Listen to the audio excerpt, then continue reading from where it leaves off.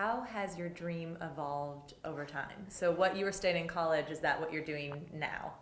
So when I was 5 years old, I remember, holding a pencil and knowing that I wanted to be a writer. I knew that I wanted to write a book. And I mean, at 5 years old, you don't know what that means, right? It's just, but that was my dream. And that dream kind of evolved. I think after that, I wanted to be a fish, and then a marine biologist, and then profile serial killers. But my professional career took me to 10 years of human resources and 15 years in project management. And then with breast cancer and autoimmune disease, it's like now this big confetti of my dreams come true because I get to write, I get to work in HR, project management, and then help individuals with chronic illness. So I never dreamt that I would be doing this, but it's like my entire life that this was what this was planned for. Without the breast cancer part and the autoimmune, do you think you would have ever gone down this path, or would you have stayed with what you were doing before? Still I'm very career driven, but I was very much on a career path, and I would have definitely stayed on that path. Yeah. Can you talk about being diagnosed with breast cancer and things? Oh, sure. I know that wasn't a question on here. No, that's okay. That's okay. Like a huge turning point, right? It was. I was super healthy, and I was actually diagnosed on my 39th birthday. And my boyfriend at the time, 2 days later, proposed. So it was 48 hours, 8 words. You have breast cancer, and will you marry me? And then that year, going through chemo and radiation and surgery, and then we just got married at the Justice of the Peace, but still, you're trying to be a sexy fiance and plan a wedding. And and then we actually got married 10 days after my treatment ended. What was the time in your life when you were at a fork in the road and you had to choose to either go down one path or the other? Actually, that is the perfect segue, because this was the hard, and not necessarily the hardest year, but the hardest time in my life. It was actually last spring, and I was working for a federal agency downtown, and my health had hit. After breast cancer, I was diagnosed with an autoimmune disease, and this had been, at this point now, 8 years. So I've been dealing with this and living with this and pretty much handling it and managing it. But my health had hit a crisis point. I mean, it just started spiraling downhill just faster and faster every day and getting worse and worse. And the management at the time at that agency was not very supportive, to the point where they actually revoked my FMLA. So my husband and I had some very difficult conversations, some very tearful, very difficult conversations, because when you're, in this area, I mean, it's an expensive cost of living, and you're making, I was making 6 figures with a GS-15 salary and going to zero. And Pink Fortitude at that point was a side hustle. It was more of a hobby. So we decided that it was best for my health to take the plunge. And so I resigned, and it gave me a chance to focus on my health and to focus on my family, and then to rapidly build and grow Pink Fortitude. And now it's actually, it's definitely a blessing in disguise, because I actually get to work with individuals, not just with autoimmune disease, but also employers, and help them and teach them about their rights and responsibilities in the workplace. Wrote a book soon, thereafter about that as well. And, and there's, as far as I can tell, there's no one else having this conversation. So it was definitely a blessing in disguise, and obviously now I get to help other people and doing the same thing. What made it so hard? What were some of the feelings? I know probably like stress and fear, anxiety. A lot of stress, and stress on top of an autoimmune crisis is fuel to the fire, but a lot of betrayal. I think that was probably the biggest one. There was definitely the anger and the fear.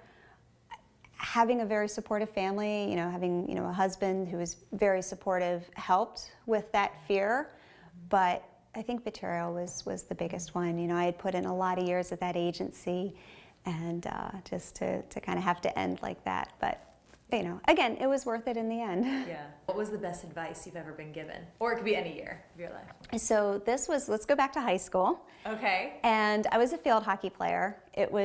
I loved playing field hockey. It was my passion. I was really good at it. But I also ran track in the off season to help stay in shape. But I really wasn't a good runner. So I remember there was one track meet that it was really cold and it actually started to snow. And I was going to run the 2-mile race, and it was the next to the last race before the end of the track meet. It was dark. It had started to snow. I mean, we were all freezing cold, and it wasn't a happy snow. It was a cold, bitter, windy, blizzard kind of snow. And so we run. It was the 2 miles was 8 laps. And so we run. I'm in dead last, right?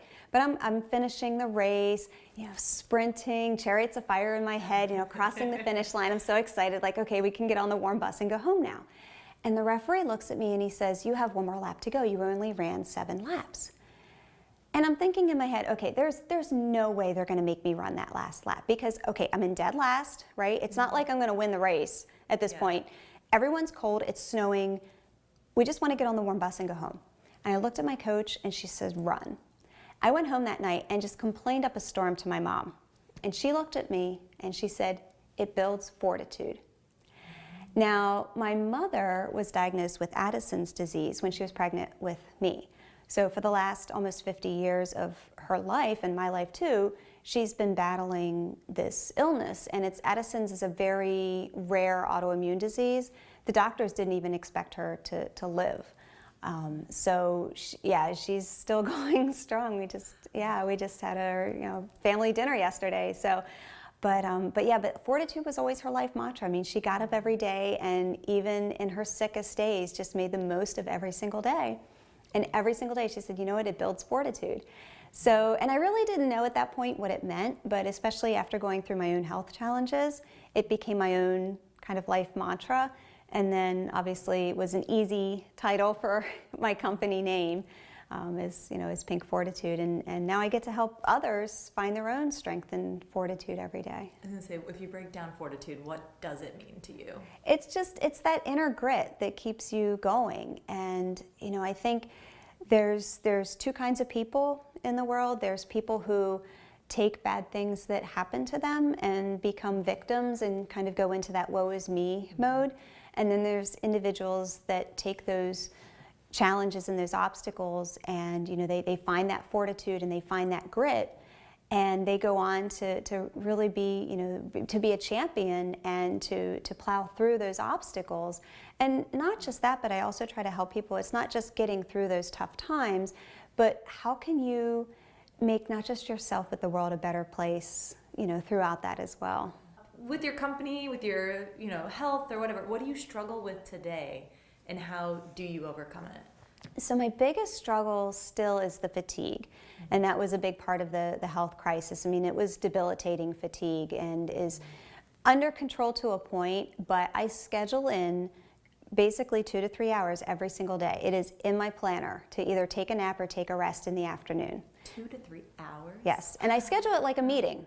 Right? I mean, it is in my calendar, in my planner as a meeting, that is my rest time. And I've learned to basically schedule my day that the mornings are spent doing productive work and, the more difficult tasks, and then the afternoons are spent more administrative tasks and some of the easier tasks, so that even when that fatigue hits, I can still be even a little bit productive. That's a good segue into how do you stay motivated then? When you think of something like that, I'm going to have this the rest of my life, or schedule in a 2 or 3 hour meeting to nap. Right. So I start every day. I like Tony Robbins, so I start every day with the power hour. Okay. And before I even get out of bed, like the second I open my eyes, I list 10 things that I'm grateful for. I call them my gratitudes, and it started with 1 or 2. I'm like, oh, that's not big enough, right? Because I go big. I like to go big in life. So I literally count on my fingers 10, right? 10 gratitudes every single day, the second I open my eyes. And then just kind of go into some prayer and meditation, and just really try to center myself for the day, to set the intention, set the focus, and really try to to have that to help me stay motivated to get through the day, because I just never know what's going to happen. There might be days that I feel really well. There might be days that I crash. But the other thing too is that after the health challenges, is that I've had, it's just kind of everything gets put into perspective. So with the cancer and the autoimmune, even the bad things that happen on days, the kind of the hiccups, right? It's not as bad as what I've been through, right? It puts it all into perspective. If you could go back and tell your younger self something, you can pick any age you'd like, what would you tell her? Oh, goodness. So, I've always lived a life of no regrets. I've been very blessed to have a full and abundant life. I've taken chances. I've gone big. I mean, I moved here single, didn't know a soul, right? This is how I've always lived. But that being said, I would go back and tell my younger self to take care of your health. And when I do talk to younger people, with Pink Fortitude, with my business, I do that as well. I mean, I say, take care of your health, because I think as a young person, we take our healths for granted, and we feel invincible, that we can eat anything and do anything, and and I know, I mean, it can be gone in a second.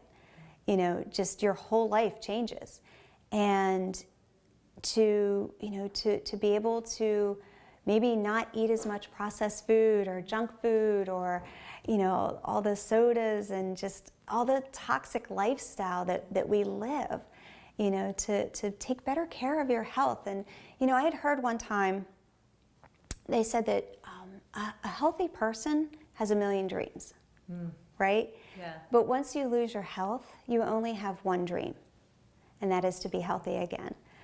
So I would tell my younger self, and to tell any younger person, to take better care of your health, because you're the only you that you have, and you're worth it.